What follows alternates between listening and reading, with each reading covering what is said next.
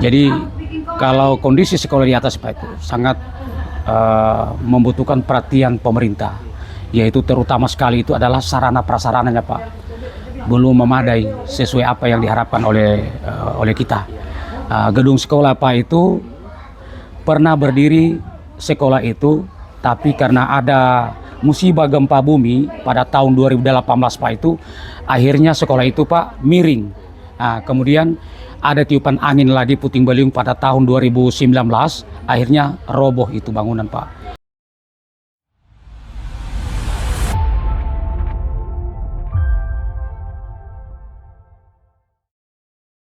Bukan lagi bangunan sekolah, melainkan hanya ingatan tentang sebuah ruang belajar. Di Dusun Sirombiu berdiri sebuah gubuk harapan. Di sana, lantai tanah menjadi alas kaki masa depan. Dinding bolong menjadi jendela mimpi, dan hujan menjadi penguji tekad yang tak pernah surut. Mereka, para penerus bangsa, harus bertaruh nyawa menembus jalan ekstrim dan tanjakan curam, hanya demi selembar ilmu di SD Siti Masita.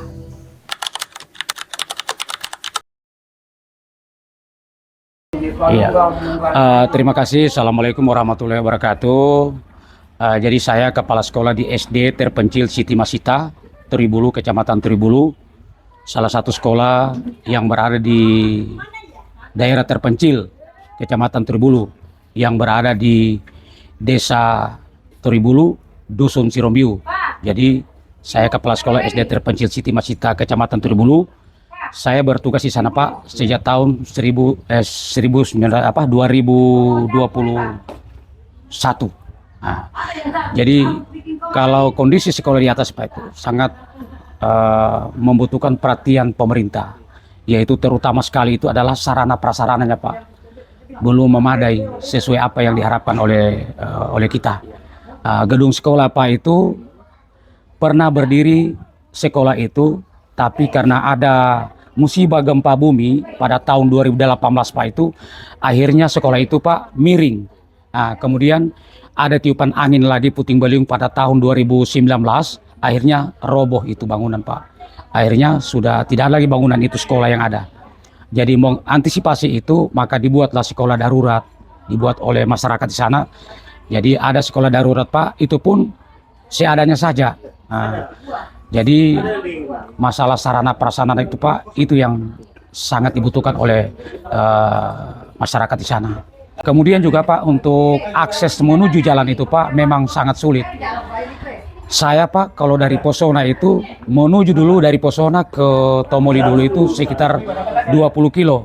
Kemudian dari Tomoli naik lagi itu Pak 2 kilo itu rata, kemudian 9 kilo naik terus itu mendaki akses jalan menuju daerah terpencil di sekolah itu. Jadi akses jalan itu Pak itu merupakan hal juga yang merupakan prioritas untuk dibangun.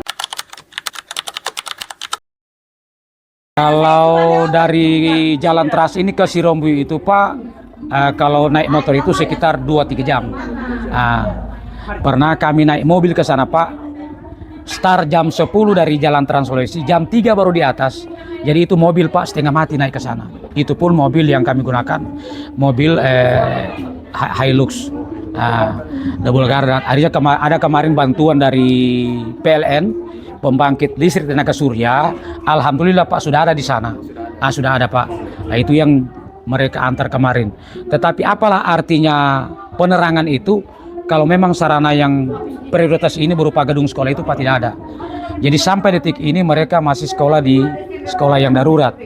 Darurat Pak kondisinya. Kalau kalau pembangkit listrik tenaga surya itu masuk kemarin di bulan Agustus kemarin, 2025 kemarin. Iya, belum lama. Pembangkit listrik tenaga surya kapasitas 13 volt ampere. Jadi tantangannya di sana Pak itu yang pertama itu medan jalan yang sulit. Ya, medan jalan akses menuju sekolah itu yang sulit, ya sulit. Kemudian juga tenaga pendidik. Tenaga pendidik di sana Pak itu guru-guru tidak mau ke sana karena akses jalan tadi itu. Jadi guru-guru malas ke sana. Ada guru yang beberapa bulan saja mengajar, akhirnya dia turun, tidak sabar di sana.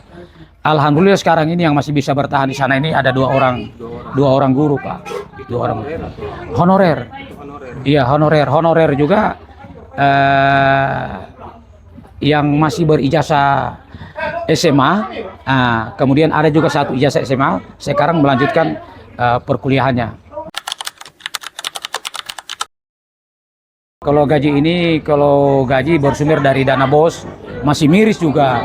Iya, dana BOS yang biaya kesem berapa juga dana BOSnya di sana. Jumlah murid sedikit, kemudian juga kalau kita banyak kebutuhan lain juga. Jadi ini gaji honor juga masih miris sekali. Iya, artinya untuk sebagai manusia biasa pasti pasti mereka. Tapi saya selaku kepala sekolah selalu motivasi, sabar saja. Insya Allah semoga ada perhatian pemerintah untuk kedepannya. Iya. Jadi Jadi saya tetap, Pak, komunikasi. Saya berikan support pada mereka. Yang belum sarjana saya bilang sabar saja. Kalau bisa saya bilang kalau ada peluang untuk mau kuliah. Karena peluang ke depan untuk menjadi guru ini harus sarjana. Kemudian yang kedua motivasi saya begini. Kalian ini saya bilang insya Allah ke depan ada perhatian pemerintah untuk mengangkat kalian untuk P3K. Bagaimana caranya? Kan tamatan SMA. Mungkin teman-teman ini diangkat P3K sebagai tenaga operator kah atau tenaga administrasi lainnya. Yang penting sabar saja di sana, saya bilang. Alhamdulillah, Pak, masih berjalan ini proses belajar mengajar walaupun dalam kondisi yang serba kekurangan memang. Komunikasi melalui HP, video-video pembelajaran saya bilang kirimkan ke saya selaku kepala sekolah sebagai bahan saya punya pemantauan untuk kegiatan proses belajar mengajar. 20 berapa murid, Pak Dian? 15. 19 sekarang. Untuk kondisi sekarang 19. Iya, 19. Jadi murid di sana berkisar 19, 20, 21 hanya itu saja.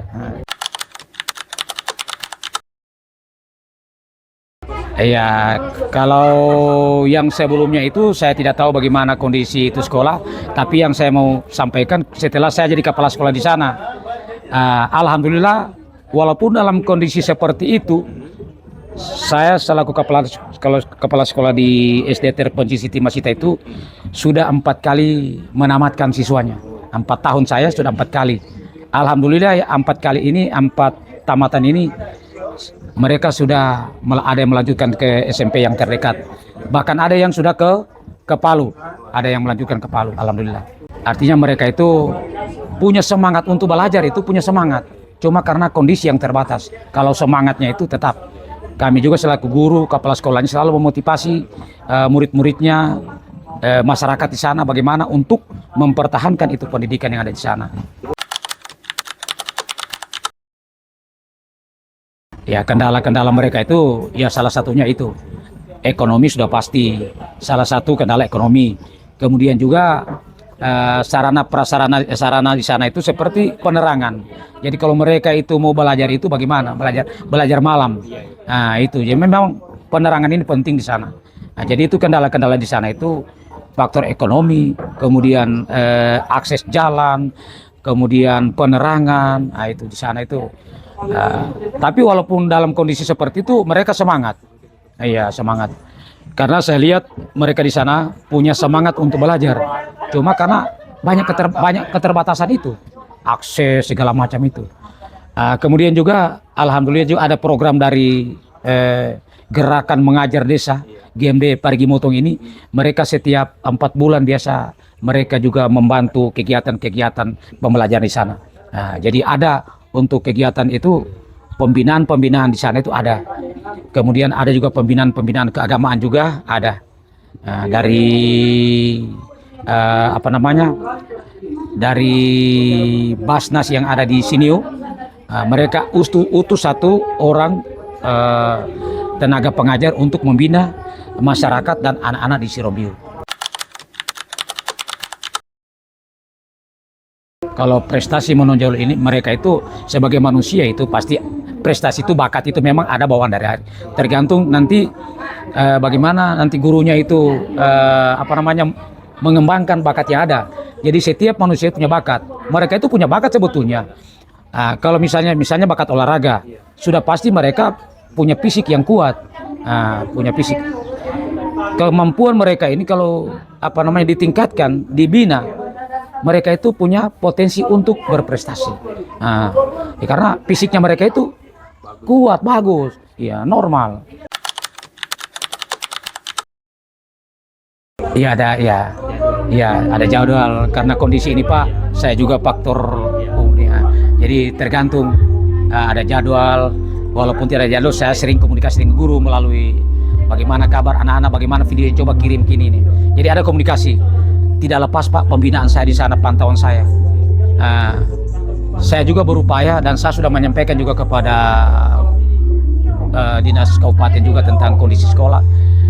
Beberapa tahun yang lalu dari dinas pendidikan sudah pernah naik juga memantau sekolah. Mereka lihat bahwa kedepannya ini sekolah akan berkembang. Ditandai bahwa masih ada anak-anak usia sekolah itu nanti ke depan masih ada.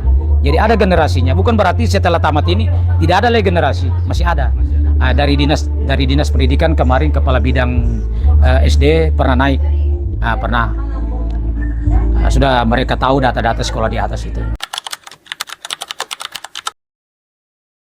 Motor setir, iya motor setir, tapi kalau motor standar tidak biasa, susah, tidak bisa. Saya memang kalau ke sana susah sekali, apalagi musim hujan, tidak bisa naik mobil kendaraan ke sana. Motor tidak bisa kalau musim hujan. Iya sering, melalui Korwil kecamatan, langsung ke dinas juga sudah pernah. Iya. Alhamdulillah 1 tahun terakhir ini ada progres. Artinya ada sedikit hasil dari proses pendidikan setahun.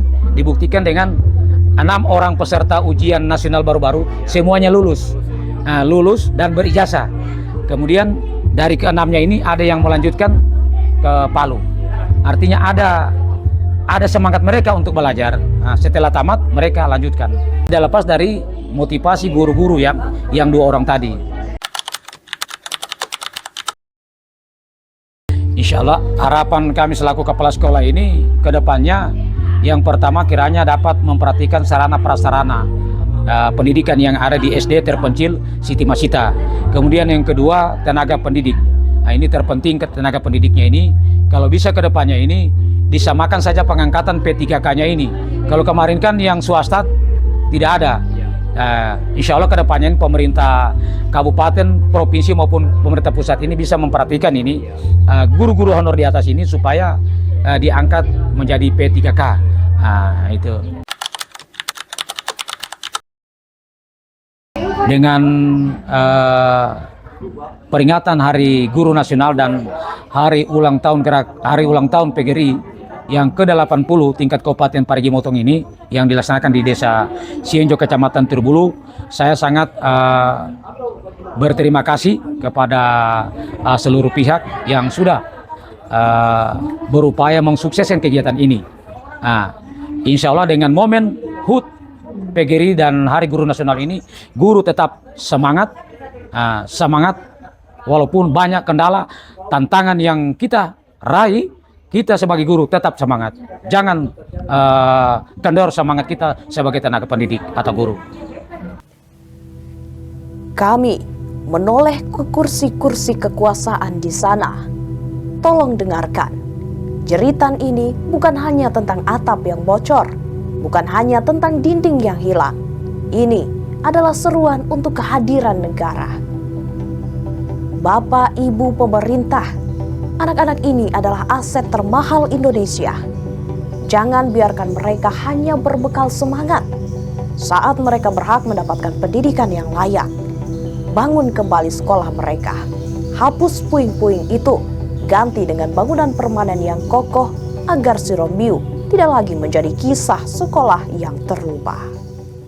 Download Tribun X sekarang, menghadirkan lokal menjadi Indonesia.